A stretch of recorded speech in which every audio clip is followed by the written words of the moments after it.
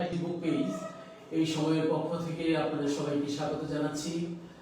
আমাদের যদিও প্রতি সপ্তাহের বুধবার সন্ধ্যা 6:30 কিংবা 7টা থেকে আমাদের এই মুখোমুখি অনুষ্ঠান আমরা সচরাচর করে থাকি, কিন্তু এর বাইরেও পরিস্থিতি বিবেচনা করে আমরা কখনো কখনো অন্য সময় আমাদের এই অনুষ্ঠান আমরা পরিচালনা করি।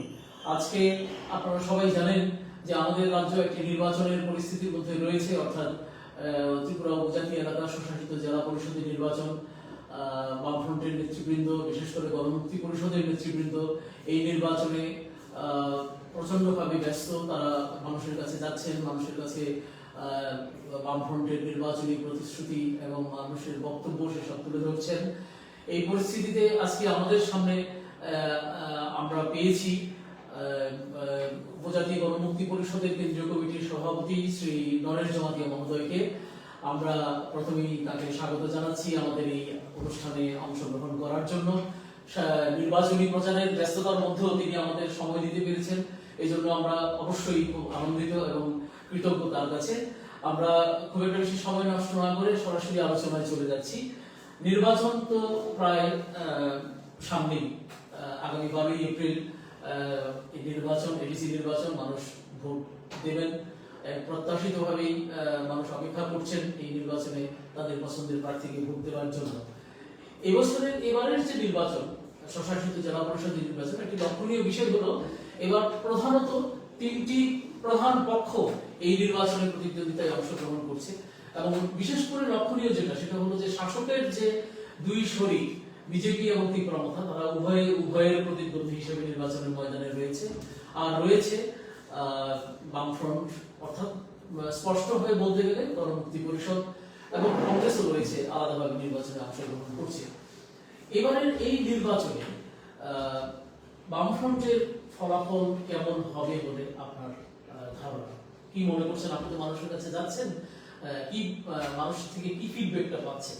নির্দ্বিধায় আমি বলবো যে এইবারে এডিসি নির্বাচনের ফলাফল বামের জন্য আমাদের খুবই ভালো হবে।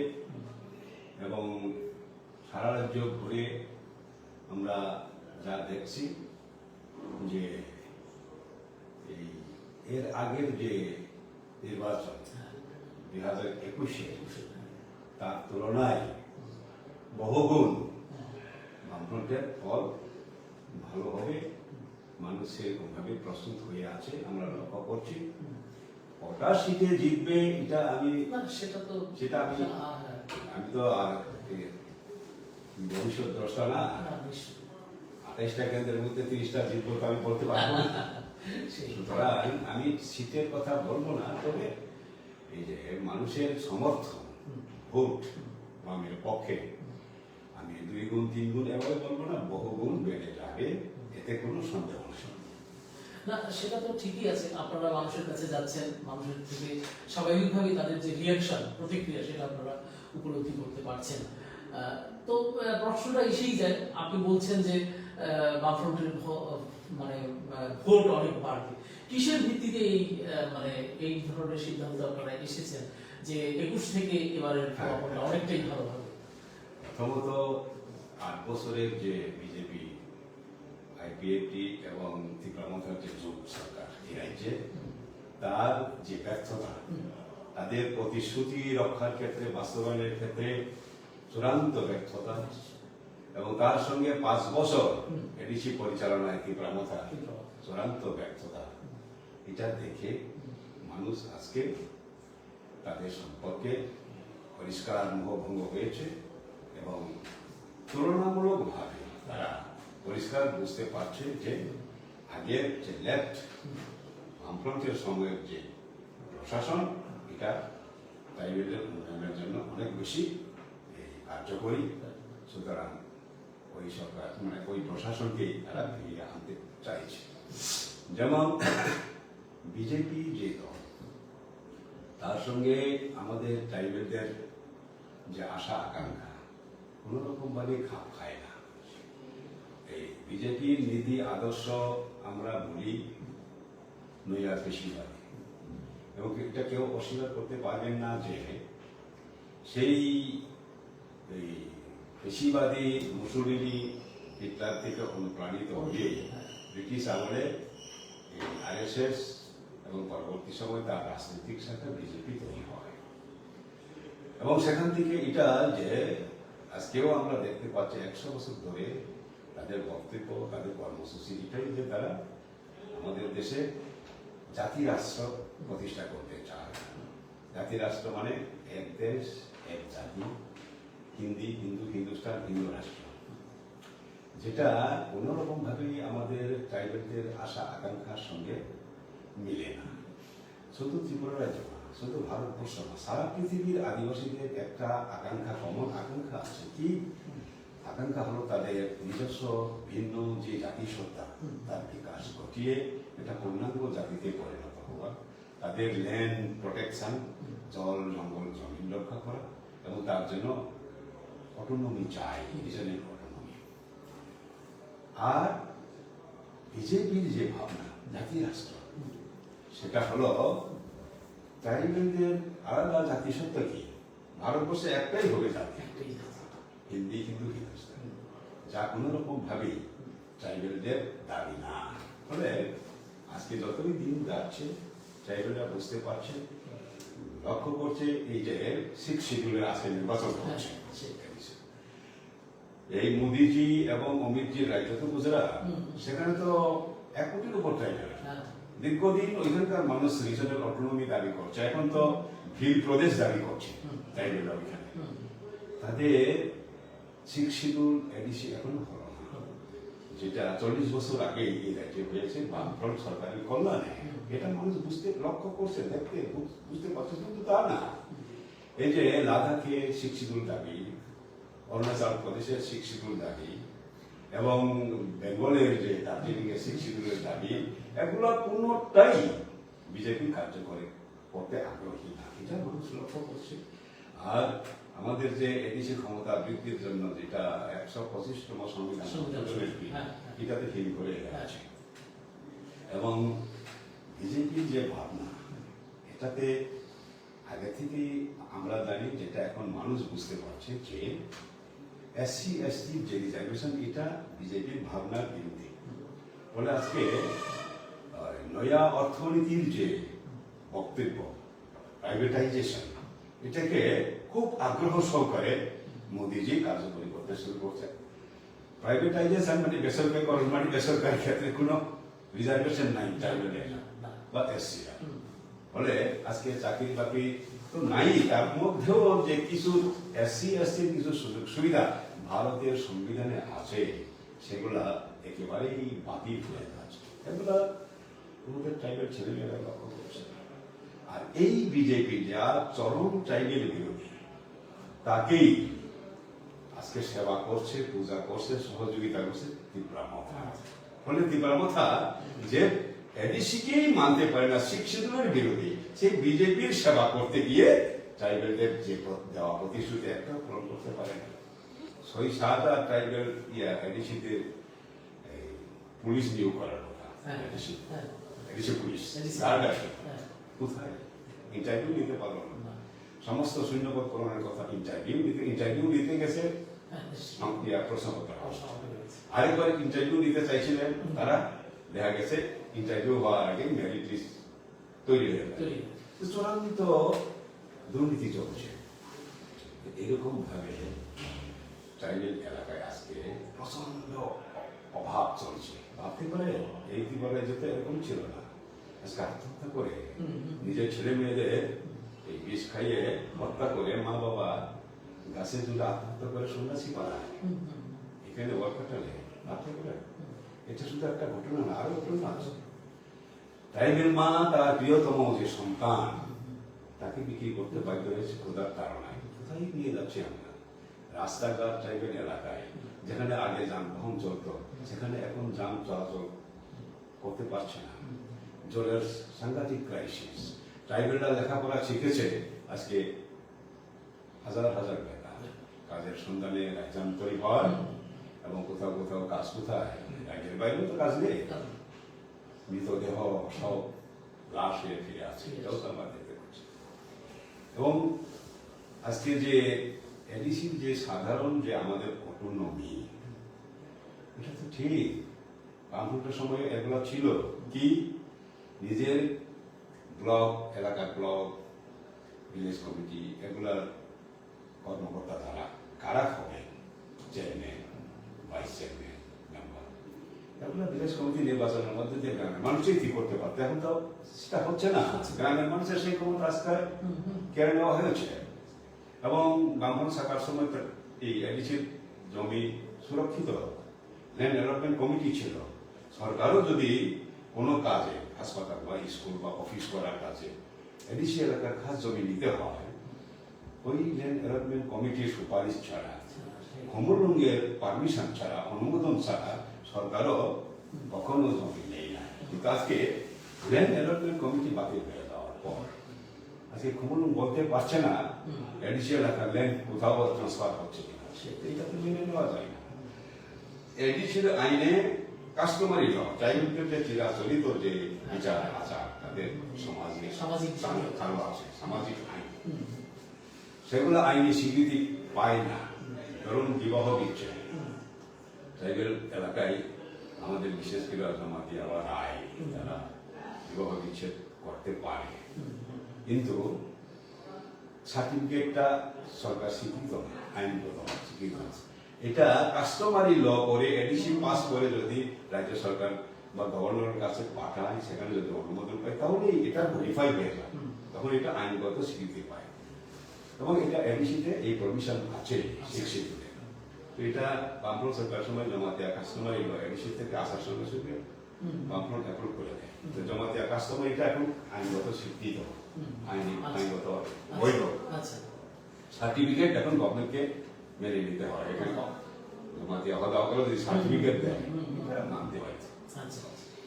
কিন্তু এখন আমরা নাই, পলয়, ত্রিপুরা, রিয়াং, চাকমা, তাদের কাস্টমারি লগুলা এডিসি পাস করে দিলেও এই রাজ্য সরকার এগুলা অ্যাপ্রুভ করছে না। ফলে এডিসির যে নিজস্ব একটা স্বশাসনের যে ক্ষমতা, সেটা আজকে হরণ হয়ে যাচ্ছে, কাজ করতে পারছে না। এই সমস্ত কারণে আজকে ট্রাইবেল এলাকায় ভীষণভাবে এই মথার ব্যর্থতা আজকে ধরা পড়ে যাচ্ছে। এবং মথার জন্মটা হলো কি, জিরানিয়াতে যখন সিআইডি বিরুদ্ধে আন্দোলনের রাস্তা অবরোধ হলো, তখন তারা যারা এই অবরোধ করেছে তারাই ক্ষমতায় এনেছিল এই বিজেপি। সেই বিজেপির পুলিশ নির্বিচারে গুলি করলো, রাজপথ লাল হয়ে গেল ট্রাইবেলের রক্তে। তখনই এমনিতেই ত্রিপুরাল্যান্ড হবে না, মানুষের খুব সাংঘাতিক হবে মনে করেছিল তারা, জোট সরকার এলো, কিন্তু এটা তো 6 মাস পরেই পরিষ্কার হয়ে গেল ত্রিপুরাল্যান্ড হওয়ার কোনো প্রশ্নই উঠে না। কাজেই প্রচন্ড বিক্ষোভ দেখা দিল গভর্নমেন্টের বিরুদ্ধে। এরপরে আবার সিএবি এসে গুলাগুলো আরো বেশি বিক্ষুব্ধ হলো, এটা আগুনে ঘৃতাহুতি হলো। আর তখনই মথার জন্ম হয়। মূলত বিজেপি বিরোধী যে ট্রাইবেলের মধ্যে আক্রোশ, যে ক্ষোভ, তাকে ভিত্তি করে বিজেপিকে পরাস্ত করার লক্ষ্যে মথা তৈরি হয়। আর সেই মথা তখনই আমরা বলেছিলাম গণমুক্তি পরিষদ। আসলে বিজেপিকে যদি পরাস্ত করতে হয়, বামে আসতে হবে। বিজেপির মতন একটা জাতীয় দলকে পরাস্ত করার মতন শক্তি আরেকটা জাতীয় দলেরই আছে। কাজেই সত্যিকারের যদি বিজেপিকে পরাস্ত করতে হয়, তাহলে বামে যোগদান করে, এটি হলো আমাদের বক্তব্য। কিন্তু ত্রিপুরা মথা তখন এটা আমাদের লোকজন আমাদের উপর নির্ভর করতে পারলো না, কারণ তারা তখন আমরা প্রচন্ডভাবে আক্রান্ত তো। 100 পার্টি অফিস 19 আমাদের কর্মীরা বেরোতেই পারছে না, এরকম অবস্থা। ফলে তখন মানুষ মনে করেছিল ত্রিপুরা মথা দিয়েই বিজেপিকে লড়াই করবে, কিন্তু এখন দেখা গেছে লড়াই করা তো দূরে থাকে। তা ত্রিপুরা মথার নেতারা আজকে নিজের বাড়িতে এমপি বানায়, বিজেপির এমপি বানায়, হ্যাঁ, এবং তারা মন্ত্রী সবাই যায় এখন। এবং মন্ত্রীও এমন মন্ত্রী দপ্তরই নাই, তারপরেও প্রতিবাদ করে না। মানে ব্যক্তিত্ব, যে আত্মসম্মান, এগুলা বিসর্জন দিয়েছে। এগুলো দেখে আজকে তাদের বিরাট একটা কর্মী বাহিনী সমর্থক আজকে আর তাদের ডাকে আগের মতন সাড়া দিচ্ছে না, ফলে আমরা সকলে যেতে পারছি এখন। ভ্রমণে এত বড় একটা মিছিল করে সেখানে একটা জনসভা করতে পারলো 21 সালে, যেটা কল্পনা করা যেত না, আজকে সেখানে আমরা করলাম। অঙ্গিয়াকামিতে যেখানে মিছিলই করা যায় না সেখানে মিছিল হচ্ছে, যেখানে আমাদের এই পলিট ব্যুরো সদস্য বর্তমান আমাদের দল নেতা জিতেন চৌধুরী আক্রান্ত হয়েছিলেন তুইদুল থেকে, বিরাট মিছিল হলো, জনসভা হলো, এবং একসঙ্গে 85 জন মথাকর্মী আমাদের রাজধানী প্রদেশ সামিল হলো কিষানগঞ্জে। আমরা ভাবতেই পারি নাই অন্তত 3-4 বছর আগে। সেখানে এই যে বিজেপির দালালি করছে মথার নেতা, এতে মথার সাধারণ যে কর্মী সমর্থকরা তারা কোনো রকমই মেনে নিতে পারছে না, তারা তাদের থেকে সরে যাচ্ছে, আমাদের দিকে আসতে শুরু করেছে। সেই কারণেই সারা রাজ্যের মধ্যে এই ধরনের পজিটিভ সারা পাচ্ছি, এবং সেখান থেকে আমরা বলতে চাই যে এই নির্বাচনের রেজাল্ট আসলে মথা এবং বিজেপির বিদায়ের সংকেত দেবে, এবং লজিক্যালি এবং থিওরিটিক্যালি আমরা দেখেছি যখন কংগ্রেসের সঙ্গে জোট করলো, গভর্নমেন্টে গেল, কথা ছিল কসাক গিয়া কুকুর বইয়া, আমরা লালনা সাধারণ কারো তলে যাব না, কিন্তু যখন কংগ্রেসের তলে গেল তখন শেষ হয়ে গেল, জনসমর্থন হারালো, জোড়া পাতা চিহ্নটাই আর মানুষের সামনে থাকলো না। সিমিলারলি বাঙালিদের সঙ্গে একসঙ্গে এক রাজ্যে থাকবো না, ত্রিপুরাল্যান্ড আলাদা রাজ্যে চাই, এই ছিল দাবি আইপিএফ। এবং এই 11 দিন রাস্তা অবরোধ করার পর তারা আসলো ক্ষমতায় আসার পর যখন বুঝতে পারলো নেতারা প্রতারণা করেছে, তারা মন্ত্রী হয়েছে, একবারও আর ত্রিপুরাল্যান্ডের দাবি তুলে না, এনসি দেববর্মা এবং গভর্নর, তখন এই প্রতারণা, বিশ্বাসঘাতক প্রতারকদের সঙ্গে মানুষ থাকতে রাজি হলো না। এক সময় দেখা গেছে ট্রাইবেল এলাকায় শুধু তাক করলে, অর্থাৎ আইপিএফটির কথাটা পথ করে উঠলো, কিন্তু আস্তে আস্তে এটা বিলীন হয়ে গেল। সরকারে যাওয়ার সঙ্গে সঙ্গে আইপিএফটিও নিশ্চিহ্ন হয়ে যাওয়ার মতন অবস্থা হলো। এখন সরকারে গেল মথাও গ্রেটার ত্রিপুরাল্যান্ডের দাবিতে, এখন গ্রেটার ত্রিপুরাল্যান্ডের কথা কেউ বলে না, তাদের নেতারা ওয়ান লাস্ট ফাইট, লাস্ট যে কবে এটা মানে বলে না, এটা লাস্ট নাই, আর সাংবিধানিক সলিউশন কথা বলে না, এখন নো কম্প্রোমাইজ, কম্প্রোমাইজই ভর্তি এখন। আর এই যে 6 মাসের মধ্যে চুক্তি কার্যকর, কোথায় সেই দ্বিপাক্ষিক চুক্তি প্রায় 2 বছর পেরিয়ে গেল, কাজেই এগুলা যে প্রতারণা এবং ধোঁকা দেওয়া, এটা তাদের কর্মীরা বুঝতে পারছে। সেই কারণেই তারা আজকে তাদের ডাকে সেরকম ভাবে সাড়া দিচ্ছে না। মিটিং করলে সুতা বিলি করতে হয়, বালতি বিলি করতে হয়, নাহলে মানুষ যাচ্ছে। এরকম পরিস্থিতি আমরা লক্ষ্য করছি। সেখান থেকে আমরা মনে করি যেমন জোট সরকারে গিয়ে আইপিএফ যেমন জোট সরকারে অংশগ্রহণ করে নিশ্চিহ্ন হয়ে গেল, ঠিক সেরকম ভাবেই মথাও নিশ্চিহ্ন হয়ে যাওয়ার পথে অগ্রসর হয়েছে। এই এডিসি নির্বাচনে তাদের বিদায়ের যে প্রক্রিয়া, সেটা স্পষ্ট বোঝা যাবে। আপনি বলছিলেন ঠিকই যে মথা তো অনেক প্রতিশ্রুতি দিয়েই তারা 21-এর ক্ষমতায় এসেছিল। মথা কি সত্যি তার প্রতিশ্রুতিগুলো পালন করতে পেরেছে? যে 5টা বছর তারা এডিসির ক্ষমতা মানে ভোগ করেছে, ক্ষমতা তাদের আয়ত্তে ছিল, উপজাতিদের জন্য, ট্রাইবালদের জন্য তাদের যে দৈনন্দিন জীবনযাপনের যে সমস্যা সমাধান, যে প্রতিশ্রুতিগুলি তারা দিয়েছিল, আদৌ কি সেই প্রতিশ্রুতিগুলি পূরণ হয়েছে? আগেই বলেছি চূড়ান্তভাবে ব্যর্থ। কোন প্রতিশ্রুতি তারা রক্ষা করতে রোমান স্কিপ ফর এক্সাম্পল, হ্যাঁ রোমান স্কিপ তারা চায়।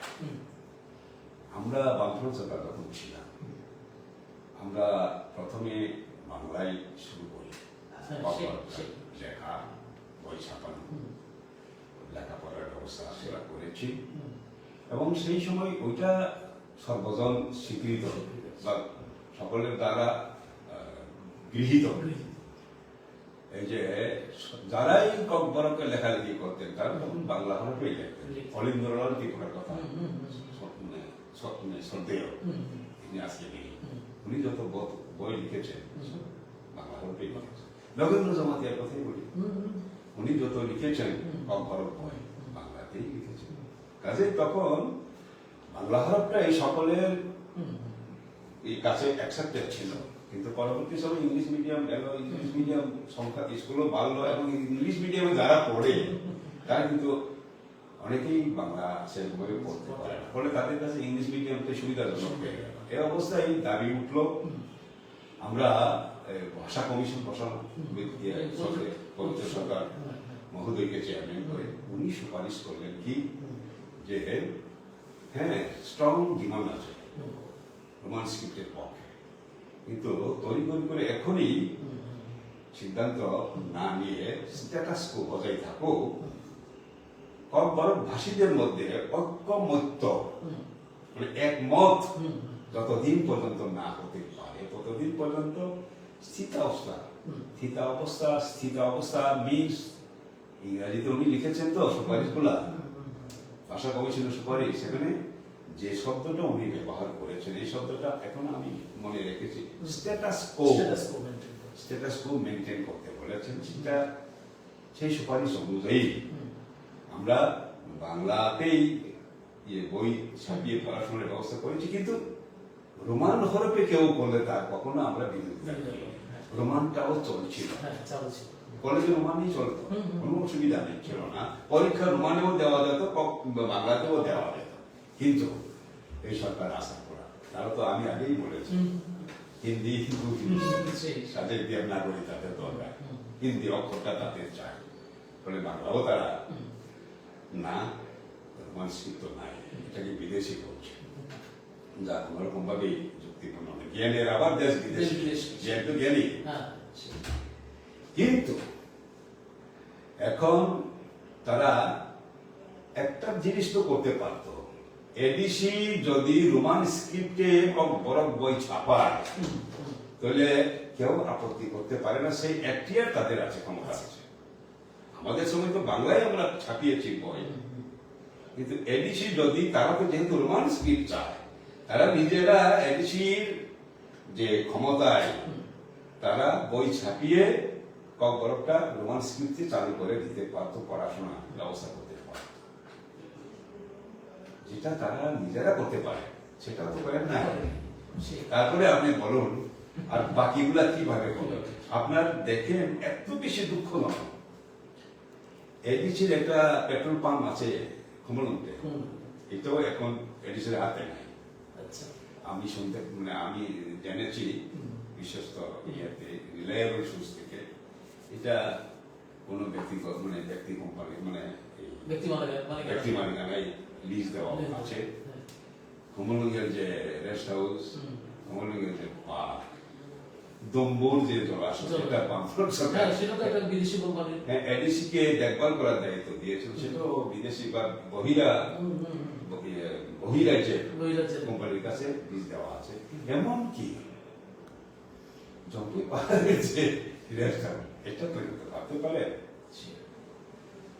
চাকরি বাকরি তো হচ্ছেই না, তার সঙ্গে তাদের কর্মচারীদের বেতন তো সময় মতো দিতে তারা ব্যর্থ হচ্ছে, পেনশন দিতে পারছে, পেনশন তো দিতে না পারার কোনো প্রশ্নই উঠে, এটা তো নিয়মগত ভাবেই পেনশন তো দিতে পারার কথা, কিন্তু এত বেশি আজকে দুর্বল বিজেপির কারণে, বিজেপির সঙ্গে গিয়ে তারা প্রতিবাদ করার, অন্যায়ের প্রতিবাদ করা, আত্মসম্মান রক্ষা করার যে এই বিষয়, সেগুলোও তারা রক্ষা করতে পারছে না। আজকে মাথার ব্যক্তি সম্পূর্ণভাবে কি বলতো মেরুদণ্ডহীন টুটু জগন্নাথে পরিণত হয়েছে। এইভাবে তো ট্রাইবেলের এই জেনারেশন, নিউ জেনারেশন যারা বিভ্রান্ত হলো, এইভাবে তো তারা মেনে নিতে পারে না। সে কারণে আজকে দিকে দিকে অনেকটা বিদ্যুতের মতো আমরা লক্ষ্য করছি এর আগের নির্বাচনের সময় কি আমাদের নানাভাবে তারা বাধা তৈরি করেছিল, আমরা যাতে মানুষের কাছে না যেতে পারি, আমরা যাতে প্রচার না করতে পারি, মিটিং না করতে পারি, এরকম ছিল। একেবারে ললেসনেস, আইনের শাসন, গণতন্ত্র নাই, এরকম পরিস্থিতি তো রাজ্যে। আমাদেরকে এই রোখার জন্য তারা এগুলা করেছে। আমি আজকে বলছি, অন্যের জন্য কবর খুঁড়েছিল, আজকে সেই কবরে তারা নিজেরা আবুদুবু খাচ্ছে। আজকে লক্ষ্য করছি বিভিন্ন এলাকায় এই শরীফ দুই দলের মধ্যে, নিজেদের মধ্যে সংঘর্ষ হচ্ছে। কোথাও কোথাও তো আগ্নেয়াস্ত্র ব্যবহার করছে, বোমা ব্যবহার করছে, কোথাও কোথাও এমনও নিউজে দেখতে পাচ্ছি মিটিং আক্রান্ত হচ্ছে এবং জঙ্গলে রাত্রে সারা রাত কাটিয়েছে, এরকম ঘটনাও আছে। এরকম কোন রকমভাবে বাঞ্ছনীয় না, এটা হওয়া উচিত না, কিন্তু হচ্ছে। এটা বিরোধী দলকে সাহায্য করার জন্য এই রকমের এলিমেন্টস তারা তৈরি করেছিল। আমরা এখানে এটা অনেকটা এখন ফ্রাঙ্কেনস্টাইনের এই তথ্যর কবলে তারা পড়েছে। নিজেরাই তৈরি করেছিলেন এই সমস্ত বাহিনী, এখন এই বাহিনীর দ্বারা তারা নিজেরাই আক্রান্ত করছে। আচ্ছা, নির্বাচনেরই একটা প্রসঙ্গ খুব আলোচিত হয়, সেটা হলো সন্ত্রাস। এমনিতে তো 2018 সালে আপনি যেটা বলছিলেন যে 2018 সালের ক্ষমতার পরিবর্তনের পর থেকেই সারা রাজ্যে একটি, আপনি বলছিলেন যে শব্দটা ললেসনেস সিচুয়েশন সারা রাজ্যের মধ্যে, অর্থাৎ আইনের শাসন প্রায় সম্পূর্ণরূপে এখান থেকে মানে অবলুপ্ত হয়ে গেছে এবং একটা সন্ত্রস্ত পরিবেশ রাজ্যের মধ্যে বিরাজ করছে।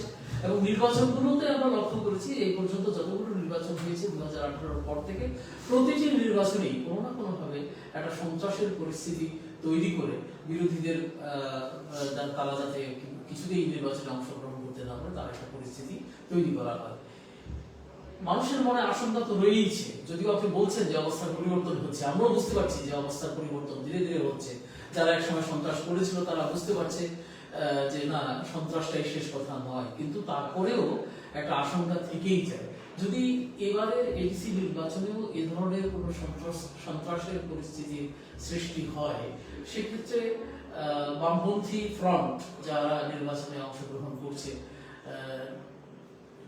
কিভাবে সেই সন্ত্রাসকে আপনারা মোকাবিলা করবেন, বা এই ধরনের কোনো পরিকল্পনা আপনাদের মধ্যে কোনো কিছু আছে কিনা? হ্যাঁ, এটা তো নিশ্চয়ই যে 2018 যতগুলো নির্বাচন হয়েছে, কোন নির্বাচনকে ফ্রি অ্যান্ড ফেয়ার আমরা বলতে পারছি না। মানুষের গণতান্ত্রিক অধিকার প্রয়োগের যে পরিবেশ, সেটা এই রাজ্যে নেই।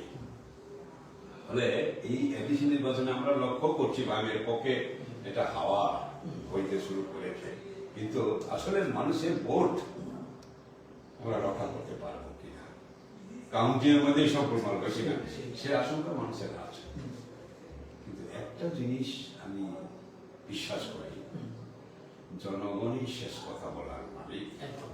জনগণের ভোট জনগণই রক্ষা করবেন, এবং জনগণ যদি নিজের ভোট নিজে রক্ষা করব এইরকম মেন্টালিটি নিয়ে এগিয়ে আসে, তাহলে যত বাহিনী থাকুক সমস্ত বাহিনীর অপচেষ্টা ব্যর্থ হয়ে হতে বাধ্য। সেই ধরনের পরিস্থিতি এইবার হতে পারে। হ্যাঁ, মানুষই তাদের ভোটাধিকার এবং তাদের ভোট রক্ষা করার ব্যবস্থা করতে এগিয়ে আসবে, আমি বিশ্বাস করি।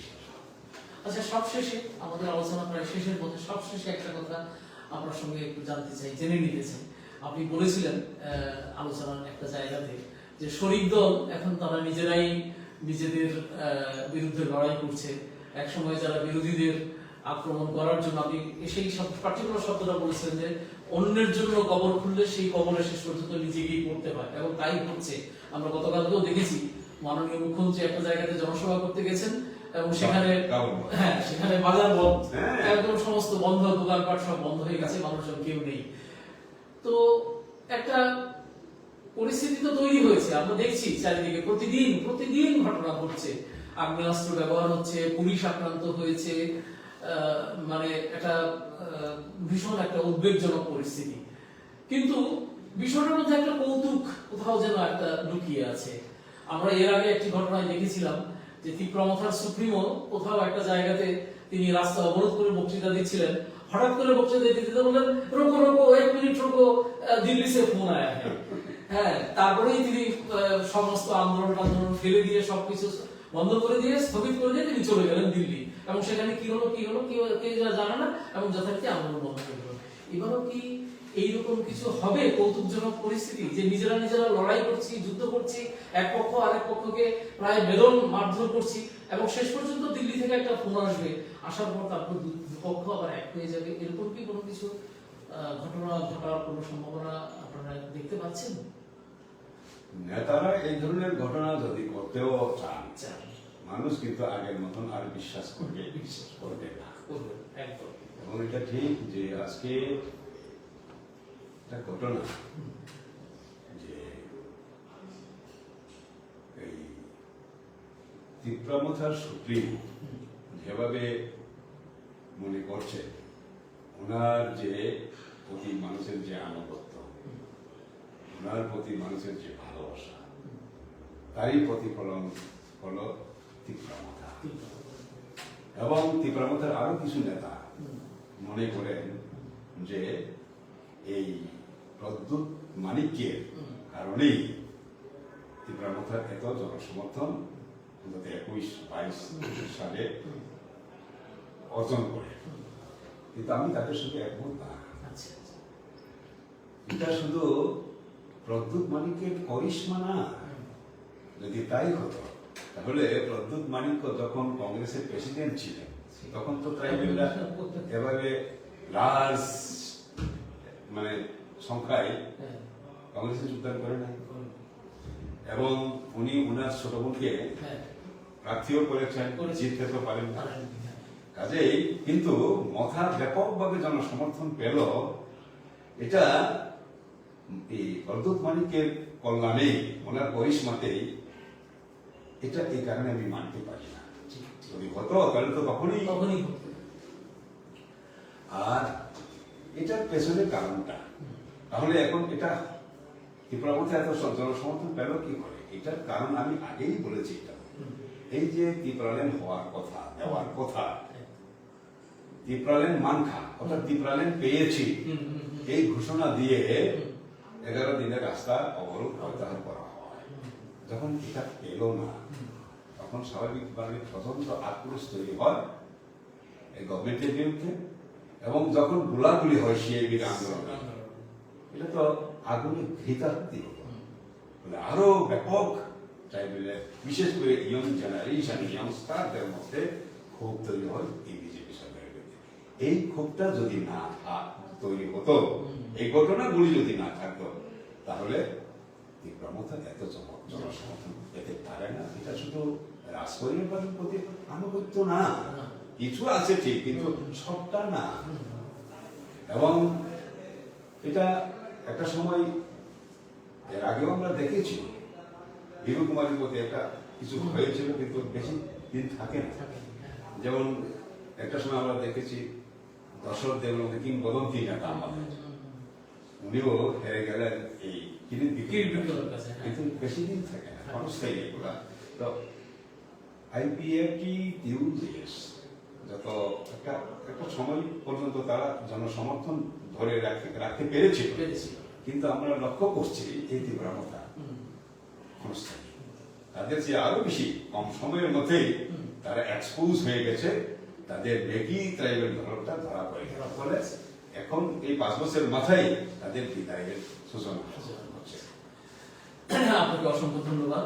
শুধু শেষ একটা কথা আপনাকে বলবো, যেটা যেহেতু আমাদের এই ফেসবুক পেজ এবং ইউটিউবের মাধ্যমে অনেক মানুষের কাছে আমাদের কথাগুলো যাচ্ছে, নির্বাচনের ঠিক প্রাক মুহূর্তে আপনি অন্তত এডিসি এলাকার যারা ভোটার, যারা ভোট দেবেন, তাদের প্রতি একটা আবেদন আপনি এই আমাদের ইউটিউব চ্যানেলের মাধ্যমে যদি একটু রাখেন, আপনার মানে আবেদন এটা একটু আপনি বলেন। আমরা তো বরাবর আবেদন জানাচ্ছি, আমাদের আবেদনটা আমরা এই লিফলেট আকারে করছি, সেই বক্তব্যই আমাদের কেন্দ্রীয় কমিটির বক্তব্য, এটাই আমারও বক্তব্য যে এডিসিকে ধ্বংসের হাত থেকে রক্ষা করার জন্য, এডিসির যে স্বশাসনের ক্ষমতা, অটোনমি, তাকে রক্ষা করার জন্য, এবং এডিসিতে যে উন্নয়নের একটা কর্মধারা